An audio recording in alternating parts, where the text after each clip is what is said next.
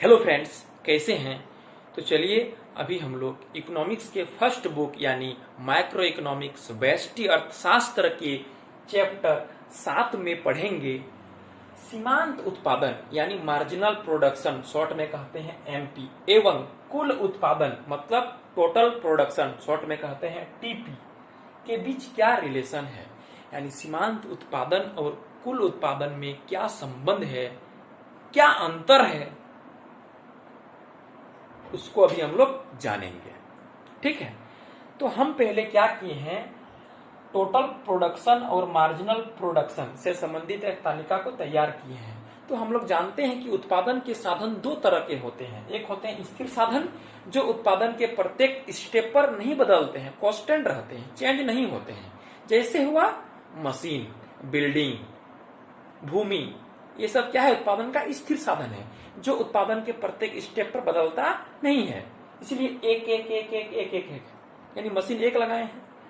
और एक होता है परिवर्तनशील साधन जो उत्पादन के प्रत्येक स्टेप पर चेंज होते रहते हैं, बदलते रहते हैं, परिवर्तनशील होते हैं, जैसे लेबर हुआ, कच्चे माल हुआ, पूंजी हुआ। तो यहाँ पर हम लेबर लिए हैं, यानी लेबर क्या है, पहले 1 है, 2 है, 3 है, 4 है, 5 है, 6 है, 7 है, 8 है।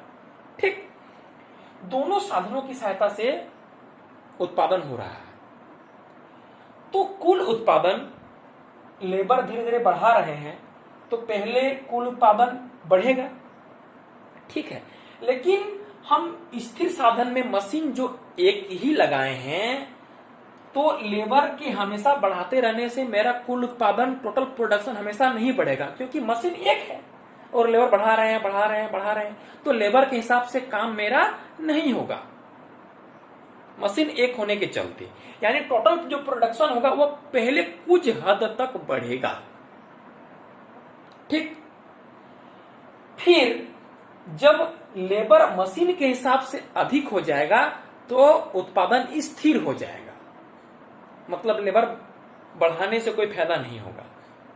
ठीक, फिर भी हम इसके बाद भी लेबर दिए बढ़ा के, तो अब उत्पादन क्या हो जाएगा, मशीन के हिसाब से नहीं होगा, अर्थात घटना शुरू कर देगा। तो देखिए, तो 6 से लेकर 48 तक उत्पादन बढ़ा है, फिर 48 के बाद 48 हो गया मतलब स्थिर हो गया, फिर 48 के बाद 44 हो गया मतलब घटना शुरू कर दिया। यानी 3 स्टेप है, पहले बढ़ा है, फिर स्थिर हुआ है, फिर घटा है। ठीक, टोटल प्रोडक्शन की सहायता से हम मार्जिनल प्रोडक्शन को प्राप्त किए हैं। तो मार्जिनल प्रोडक्शन जो होता है वो टोटल प्रोडक्शन में कितना चेंज हुआ है, कितना वृद्धि हुआ, वह होता है। यानी टोटल प्रोडक्शन में जो वृद्धि होता है, जो परिवर्तन आता है, उसका नाम है मार्जिनल प्रोडक्शन। तो पहले 6 है, इसीलिए यहाँ पर 6 है। ठीक, 6 पहले था टोटल प्रोडक्शन, अब 16 हो गया, 10 बढ़ा तो 10 लिखें।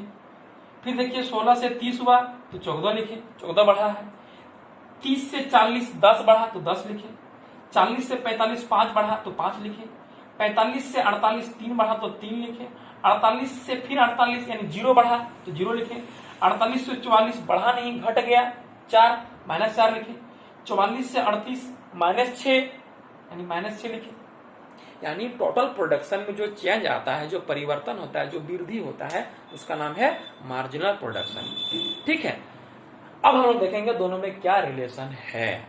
बढ़िया से देखिए कि 3 स्टेप तक मार्जिनल प्रोडक्शन बढ़ रहा है, उसके बाद अब नहीं बढ़ा है। देखिए बढ़िया से, 6 है, 10 है, 14 हुआ यानी बढ़ रहा है, 14 के बाद फिर 10 हो गया यानी घट गया है। यानी 3 स्टेप तक मार्जिनल प्रोडक्शन जो बढ़ रहा है, तब टोटल प्रोडक्शन क्या हुआ है, बढ़िया से देखिए, इसमें भी वृद्धि हुआ है, यानी ये बढ़ेगा तो ये भी बढ़ेगा। यानी 6 है, 16 है, 30 है, यानी बढ़ा है। फिर आगे देखिए, एमपी 3 स्टेप के बाद घटना शुरू कर दिया है। देखिए तो 14 है, 10 हो गया है, 5 हो गया है, 3 यानी घटना शुरू कर दिया है, यानी ये 3 स्टेप में ये घटा है। तब देखिए टीपी क्या हुआ है, तब भी टीपी बढ़ रहा है। देखिए 30 से 40 हुआ, 45 हुआ, 48 हुआ।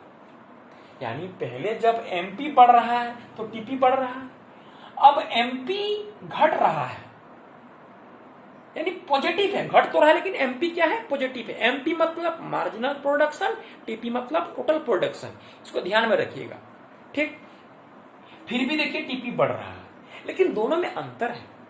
क्या अंतर है, कि जब एमपी बढ़ रहा है ना, तब देखिए टीपी का बढ़ने का दर जो है वो अधिक है।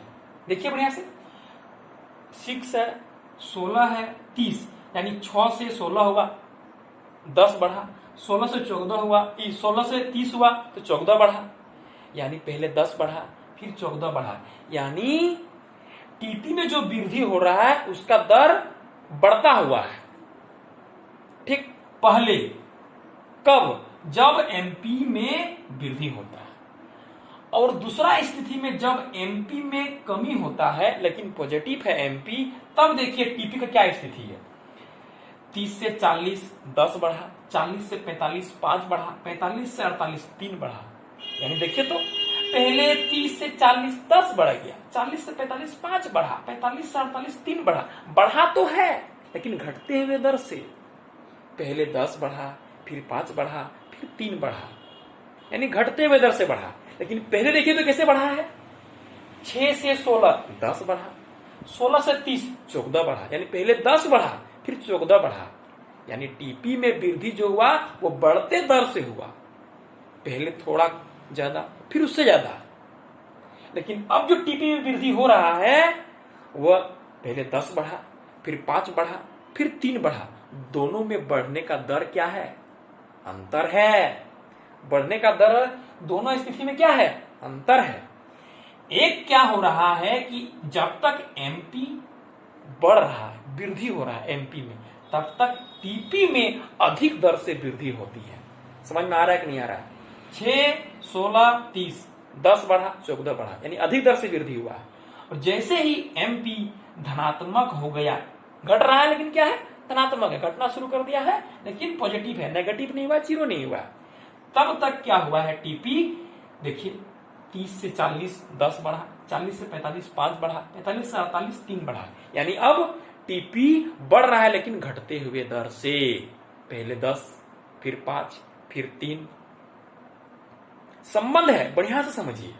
ठीक है, यानी जब तक एमपी पॉजिटिव है लेकिन घट रहा है, तब तक टीपी घटते हुए दर से बढ़ रहा है। और जब एमपी बढ़ रहा था तब टीपी बढ़ते हुए दर से बढ़ रहा था। पहले 10 उसके बाद 14। देखिए 6 से 16 10, 16 से 30 14 बढ़ा। ठीक, जैसे ही एमपी 0 हो गया तो टीपी क्या हुआ? देखिए तो यहां में 48 है, यहां में 48 है, तो क्या हो गया? टीपी स्थिर हो गया। और यही तो मैक्सिमम पॉइंट है टीपी का। देखिए टीपी का तालिका का मैक्सिमम कितना है? 48 है, उससे अधिक नहीं है। यानी जैसे ही एमपी 0 हुआ तो टीपी क्या हो गया? अधिकतम हो गया, स्थिर हो गया। ठीक, और जैसे ही एमपी नेगेटिव हो गया, मतलब 0 -4 -6, यानी नेगेटिव हो गया है, तब देखिए टीपी 48 से 44 हो गया, 38 हो गया, मतलब टीपी घटना शुरू कर दिया। 4 स्टेप है। पहले एमपी बढ़ रहा है तो टीपी अधिक दर से बढ़ रहा है। ठीक, पहले थोड़ा ज्यादा फिर उससे ज्यादा। जैसे ही एमपी धनात्मक हो गया लेकिन घट रहा है, तब टीपी में घटते हुए दर से वृद्धि हो रही, यानी पहले 10 उसके बाद 5 उसके बाद 3, बढ़ रहा है लेकिन घटते हुए दर से। ठीक है, जैसे एमपी 0 हो गया तब टीपी स्थिर हो गया और अधिकतम बिंदु पर पहुंच गया। जैसे ही एमपी नेगेटिव हो गया तो टीपी घटना शुरू कर दिया, 48 से 44 हो गया, 38 हो गया। यही है 4 संबंध। अब देखना है फिगर में। तो एमपी का फिगर कैसे बनेगा? पहले बढ़ा है और घटना शुरू कर दिया है, फिर 0 हुआ है, फिर नेगेटिव हुआ है। देखिए यहाँ पहले बढ़ा है, उसके बाद घट रहा है लेकिन पॉजिटिव है, फिर एक बिंदु पर आकर 0 हो गया है, फिर उसके बाद नेगेटिव हो गया। देखिए पहले बढ़ा है 6 10 14 बढ़ा, 14 के बाद 10 हो गया यानी घट गया, 10 के बाद 5 घट गया, 0 हुआ, नेगेटिव हुआ। ठीक, और टीपी क्या हुआ है? यहां से लेकर यहां तक बढ़ा है, कभी बढ़ते हुए दर से कभी घटते हुए दर से। तो यहां से लेकर यहां तक बढ़ा है। ठीक, उसके बाद एक बिंदु पर स्थिर हुआ है, यानी यहां पर स्थिर हुआ है। ठीक, उसके बाद ये घट गया यानी घट गया है। अब संबंध को बोलिए, संबंध क्या है?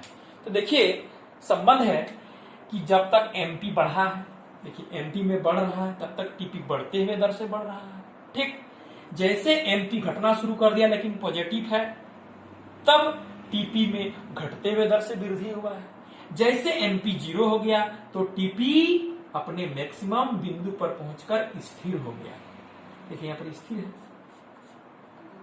और जैसे एमपी नेगेटिव हो गया तो टीपी घटना शुरू कर दिया। यही 4 रिलेशन है एमपी और टीपी के बीच। मिलते हैं आने वाले वीडियो में।